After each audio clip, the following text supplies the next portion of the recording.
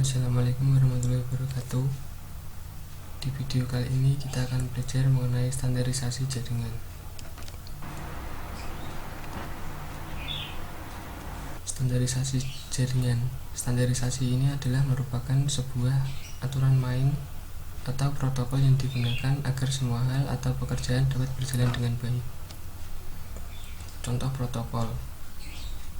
Yang pertama adalah OSI, dikembangkan oleh sebuah organisasi yang merupakan Badan Standarisasi Internasional ISO. Pengembangan ini merupakan usaha untuk menstandarisasi komunikasi data antara berbagai vendor agar tidak terjadi monopoli, agar berbagai vendor dapat berkomunikasi. Yang kedua, TCP/IP, protokol yang umum digunakan dalam komunikasi pada internet. Model OSI, model atau acuan arsitektur utama untuk network yang mendeskripsikan bagaimana data dan informasi internet dikomunikasikan dari sebuah aplikasi komputer ke aplikasi komputer lain melalui media transmisi. Organisasi for Standardization atau ISO merupakan suatu arsitektur komunikasi yang dikenal sebagai Open System Interconnection atau OSI, model yang mendefinisikan standar untuk menghubungkan komputer-komputer dari vendor-vendor yang berbeda.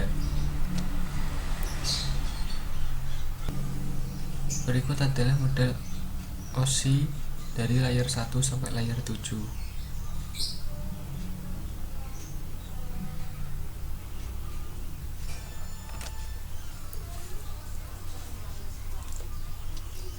Pertama, cycle layer.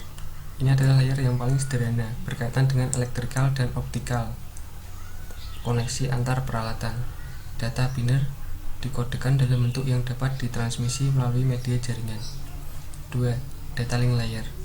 Layer ini sedikit lebih cerdas dibandingkan dengan layer fisikal, karena menyediakan transfer data yang lebih nyata.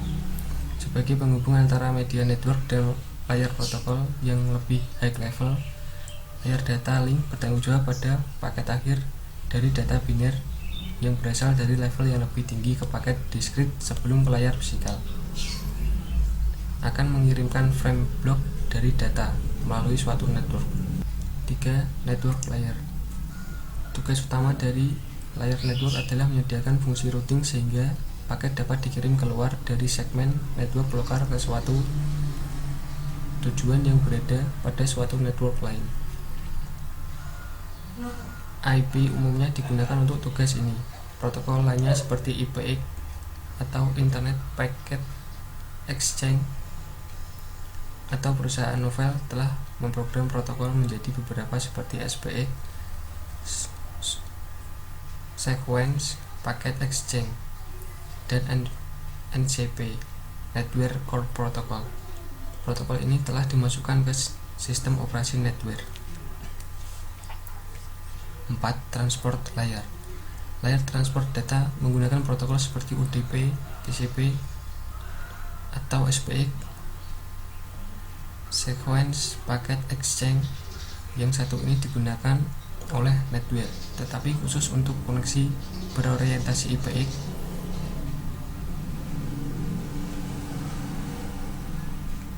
Layer transport adalah pusat dari mode OSI. Layer ini menyediakan transfer yang reliable dan transparan antara kedua titik akhir. Layer ini juga menyediakan multiplexing, kendali aliran, dan memeriksa error serta memperbaikinya. 5. Session layer. Layer ini menyediakan layanan kedua layer di atasnya, melakukan koordinasi komunikasi antara entity layer yang diwakilinya. 6. Presentation layer. Layer presentation dari model OSI melakukan hanya satu fungsi tunggal, yaitu translasi dan berbagai tipe pada sintaks sistem. 7. Application layer. Layer ini adalah yang paling cerdas. Gateway berada pada layer ini. Gateway melakukan pekerjaan yang sama seperti sebuah router, tetapi ada perbedaan di antara mereka. Layar aplikasi adalah penghubung utama antara aplikasi yang berjalan pada satu komputer dan resource network. yang membutuhkan akses padanya. Layar aplikasi adalah layar di mana user akan beroperasi. Model TCP/IP. TCP/IP singkatan dari Transmission Control Protocol atau Internet Protocol, yang diterjemahkan menjadi protokol kendali transmisi atau protokol internet, yang merupakan gabungan dari protokol TCP atau Transmission Control Protocol dan IP atau Internet Protocol sebagai sekelompok protokol yang mengatur komunikasi. Berikut adalah model OSI dan model TCP/IP.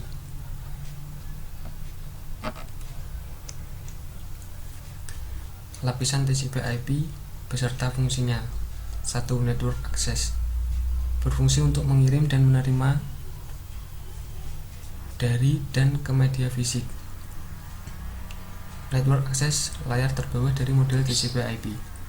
2. Internet, berfungsi untuk mencari jalur terbaik untuk pengiriman paket data.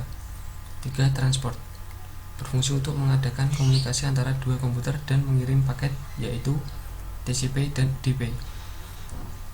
4. Aplikasi, berfungsi untuk memberikan pelayanan kepada pengguna jaringan, yaitu Telnet, FTP, HTTP, SNMP, bekerja pada lapisan ini.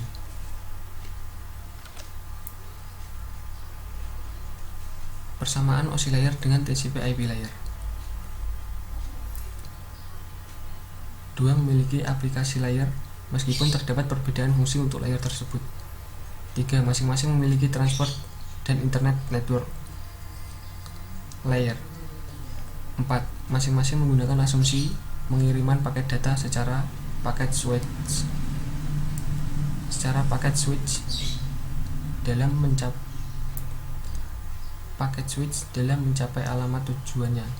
Paket switch adalah metode untuk pengiriman paket data di mana paket data dapat menempuh jalur path yang berbeda-beda dalam mencapai suatu alamat tujuan yang sama. Bukan sirkuit switching. Teknologi sirkuit switching digunakan pada analog telepon. Bagi network profesional, kedua model tersebut di atas harus dipelajari untuk memahami konsep dasar komunikasi data jaringan. Perbedaan OSI layer dengan TCP/IP layer. 1. Dalam OSI layer terdapat 3 layer yang berkaitan dengan aplikasi, presentasi, dan session. Sedangkan dalam TCP/IP hanya 1 layer, yaitu aplikasi layer. 2. Dalam OSI layer, proses komunikasi data di dalam jaringan secara fisikal dimodelkan dalam 2 layer, yaitu data link dan physical layer. Sedangkan pada TCP/IP dimodelkan dalam 1 layer, yaitu network access. 3. Dalam OSI layer memiliki 7 layer dalam menjelaskan proses komunikasi data di dalam jaringan, sedangkan pada TCP/IP hanya memiliki 4 layer. 4. TCP/IP lebih populer untuk digunakan karena lebih sederhana ketimbang model OSI. Teknologi yang sebagian digunakan oleh kita sehari-hari untuk mengakses internet adalah teknologi TCP/IP, bukan teknologi OSI.